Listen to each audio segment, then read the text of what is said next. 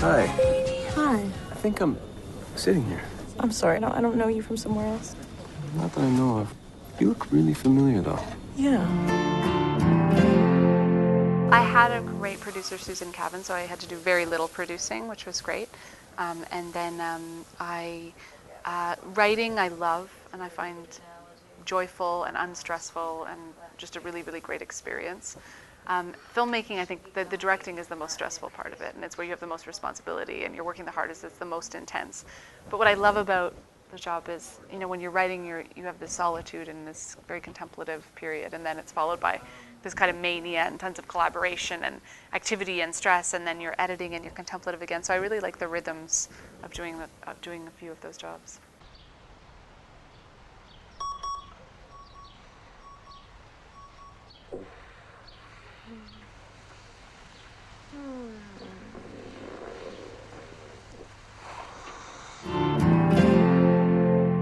I think that also the film uses relationships almost as a metaphor, because I think in every aspect of our lives, we're constantly trying to fill the space. We're constantly saying this isn't enough, or I'll feel better if only I get to this, or if I get into this relationship, or I change my job, or, you know, there's always a sense that if I can just do this one thing, things will be fine.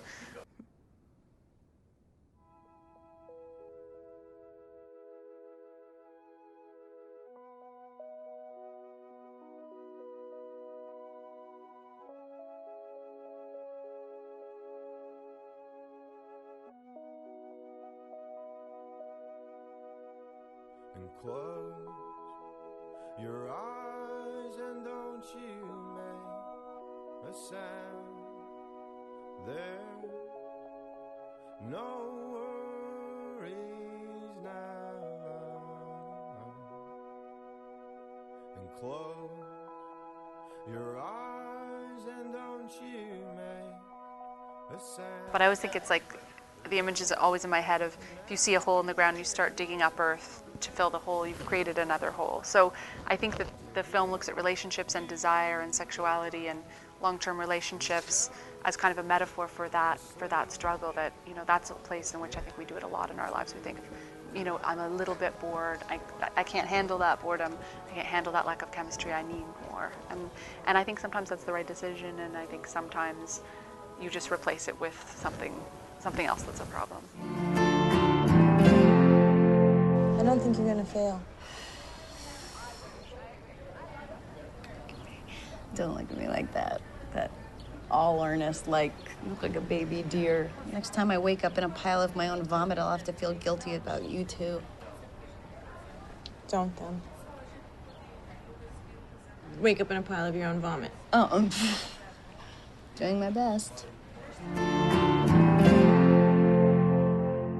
I love the performances. I thought Seth was amazing, and Luke and Michelle, and I love the vibrant colors, and it was something that when it ended, it really stayed with me. You know, it makes you think and wonder.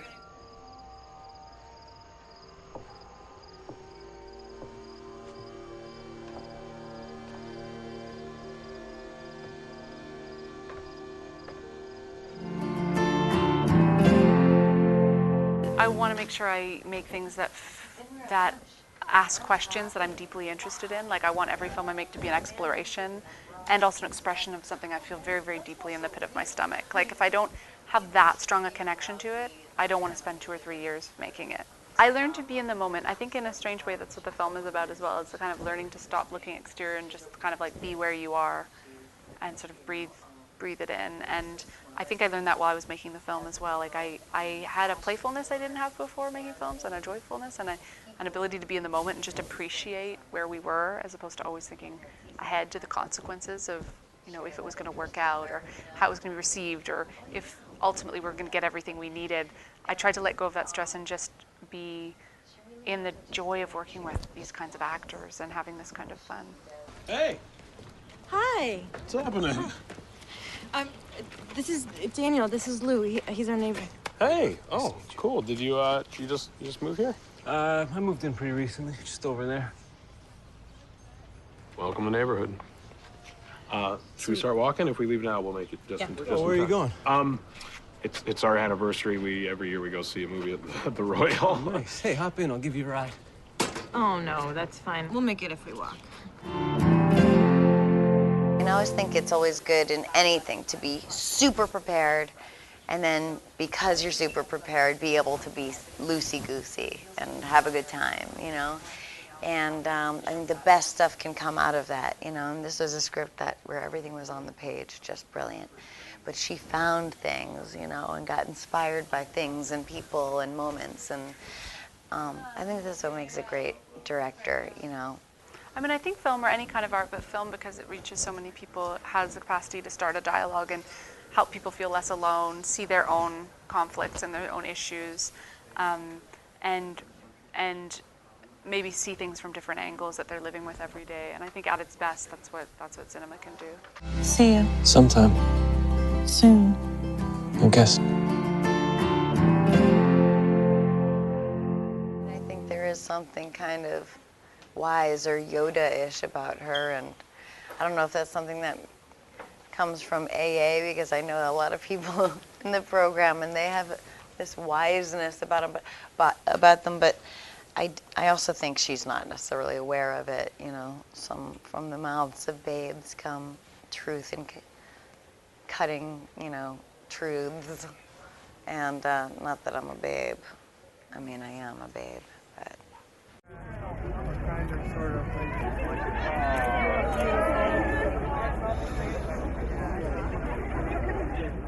I've known Sarah for a number of years. She and I met as actors and have maintained a friendship over the years. And every couple of years we will touch base and sort of see how each other is doing. And this happened to be our way of doing it just the last go-round. And it was really, really a charmed way of doing it. You know, I feel like I got to know Sarah on a really, you know, in a really, really special way. And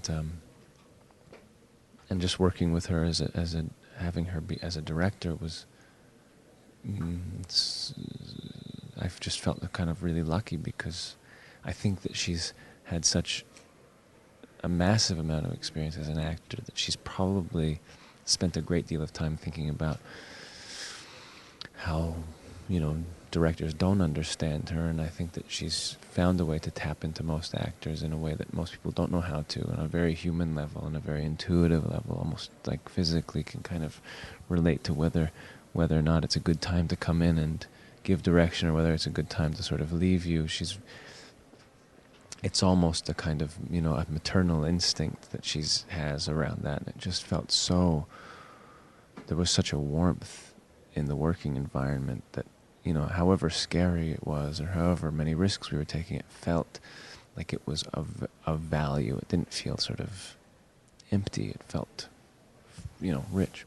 Just sort of those qualities that I talked about as one of the best things, just sort of a kind of a more intuitive, almost physical knowing of how to interact with an actor, and acknowledging the space that an actor is in is kind of a very tricky thing to negotiate, and I don't know how easy it is. I think it's really hard, but I think it's important and really helpful when a director considers it. I mean, at times it's important for a director to be able to kick an actor's ass and get them, you know, into gear, because we can be really stubborn and scared, and, you know, the work can be sort of, you can shy away from wanting to do things for either wanting to, you know, because you don't understand it, or because you feel it would be embarrassing.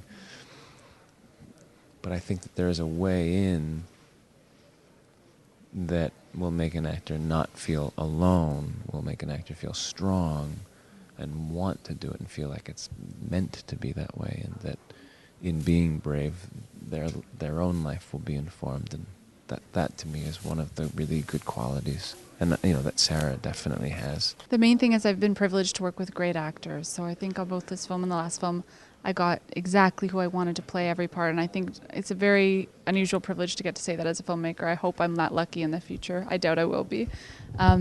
So I think they brought a lot of complexity and nuance and subtlety to the characters that, you know, it was beyond what was in the script.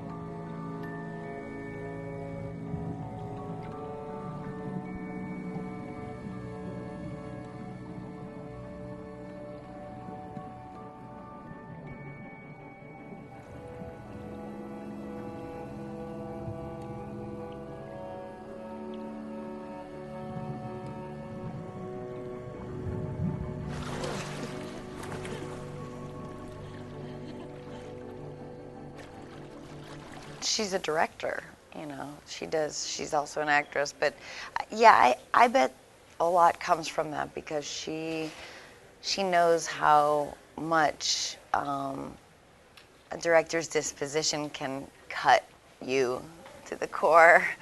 And she's so warm, you know, she's a strong director who knows just what she wants, how to get it. She has a vision for the movie, but she's warm and effusive and loving. I'll tell you what doesn't help me. Every book you read about it involves, you know, people falling off the wagon 8 times.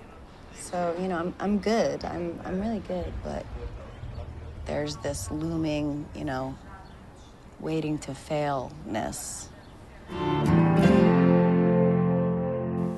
I thought it was completely on the page, you know, and you read the script. It's just, you just drink it in, and I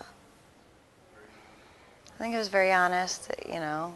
I thought the story was interesting, that kind of search where different people are kind of trying to fill this void in them in ways that may satiate them in the short run, in the short term, you know, but causes them great pain in the long term. Are you serious? Yes, I am. I've always wanted to ride in one of these Get things. in. Awesome. Really? Really? Yeah, come on. What are you doing? Come on, get in here. We have enough time. He's gonna give us a ride in the rickshaw. Just get in. Get in, it's your anniversary. Come on. Just do it.